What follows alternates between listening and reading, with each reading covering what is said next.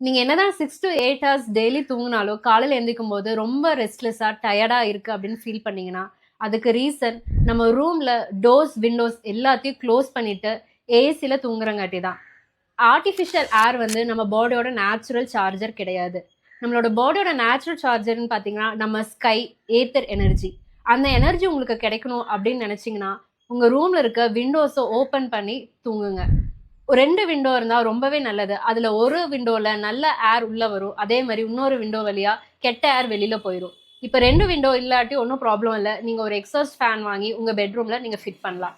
So இந்த மாரி பண்ணும்போது நம்ம பாடி வந்து சீக்கிரம் சார்ஜ் ஆயிரும். நம்ம பேட்டரி லெவல் வந்து 100% கண்டிப்பா சீக்கிரம் கிடைச்சிரும். ஸோ இதனால நீங்க ரொம்ப ஃப்ரெஷ்ஷாவும், ஆக்டிவாவும் மார்னிங் வந்து நீங்க ஃபீல் பண்ணலாம்.